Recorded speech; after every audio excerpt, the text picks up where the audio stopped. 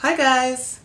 Okay, so yesterday I made almond milk in the Osterversa blender. Oster, I don't know how to say it, but you know what I'm talking about. And it turned out wonderfully. And I was left with all this almond pulp that I did not want to throw away.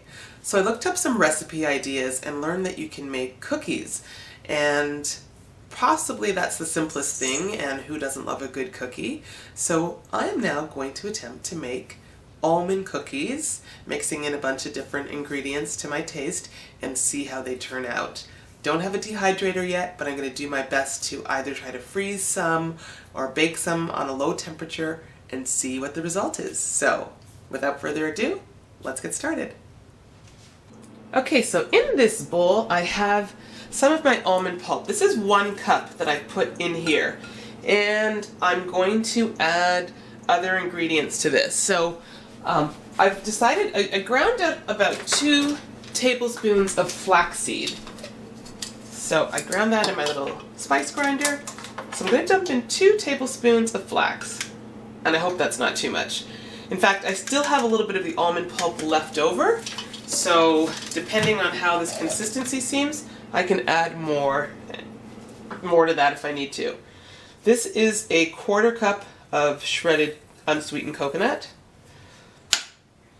I'm putting just about a 1/4 cup of rolled oats. I'm going to put some coconut oil in here to help with the firming up. That's just about 1 tablespoon right there. Oops. Okay, and I definitely want to add some walnut crumbs to this. I'm also going to put just about a 1/4 cup. I'm going to do this and I'm going to mix and see how things look. I will add some sweetener. I don't want to put dates in this because I'm just not sure how the dates would even come out if I don't know. I love dates with walnuts, but I'm going to instead use some coconut sugar. Let's see how that goes.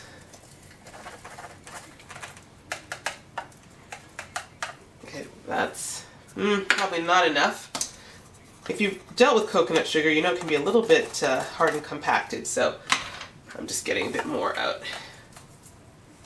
Okay, I'm going to do that for now, and I'll probably taste it before I do anything else. Okay, and I also have some carob chips that I bought. So this is my 1/3 cup ladle. Let's put that for now. And I'm going to start mixing all of this up and see what it looks like and feels like. I might need to get my fingers in here and really give it a good mix. But so far it seems to be binding pretty well.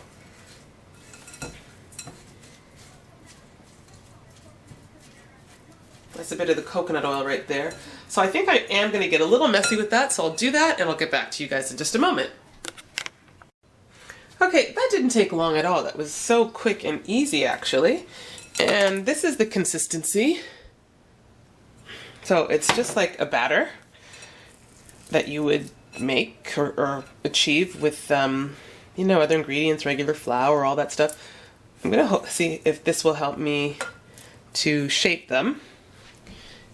I'm just going to shape them like this, and I have this I'm going to put into the freezer. So perhaps, I think I'm going to flatten them as well. So I'm going to put them like that, flatten them a little bit,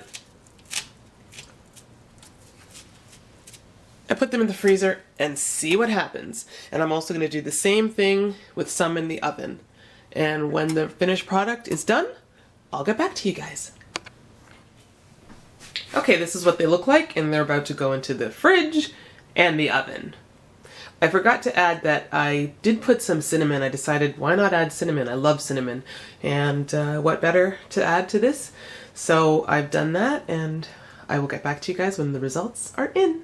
Okay, so I'm back. It's been a bit more than half an hour. These are the cookies I put in the oven. you know, so I put it at a low temperature, just like 325. They're kind of soft. You can feel they're like softish. So hopefully once they harden up, they'll be like hard on the outside, soft on the inside, which I think is fine. Now, in all reality, I don't know. These are the ones from the freezer. So I'm not really certain how freezing cookies is supposed to work. Because once they warm up, aren't they going to be just like what they were? So I don't know. I know that the cheesecake I made was perfect, and with the combination of the dates in the freezer with the walnuts, all of that worked well. So perhaps I should have put dates in these, but I don't know. I mean, I really don't know what I'm doing with this. I mean, I'm biting them. They're cold, but it tastes good, but they're very cold, and I'm not really sure. So it just tastes like the dough. Well, it tastes nice, just not cooked. These are warm. I like that better with the warm chocolate chip.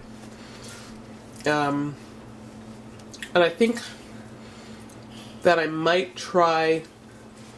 I'm gonna leave those other ones out, and if it doesn't seem to work well, you want to try that, Chloe? I'm just gonna try one of the raw cookies.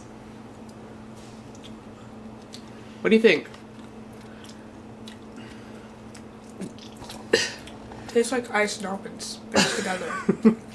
They're kind of hot. I think that I'm going to I'll try to quote unquote dehydrate those as the other ones as best as I can. Those are going to be a little bit hot, Chloe.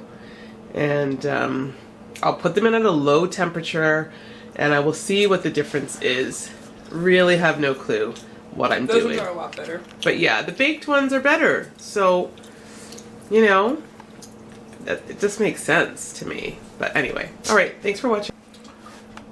Alright, these are the almond cookies that I originally put in the freezer. They just were not, I mean, they were just basically like dough still.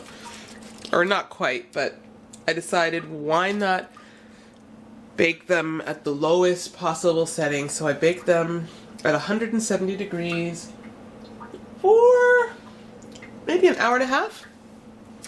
So they're kind of, you know, soft on the inside with sort of a little bit of firmness on the outside. And actually, I really like them like this. I'm enjoying some right now with a bit of almond milk. Those are the other ones that I baked. I baked them longer to get them crispier to see how the inside would turn out. But anyway, I actually prefer these right here because they're just a little bit crunchy on the outside, soft on the inside, and they're nice. So I will definitely make almond milk in the future because not only do you get the milk, but you get to make yourself a nice little treat afterwards. Alright, that's all. Bye.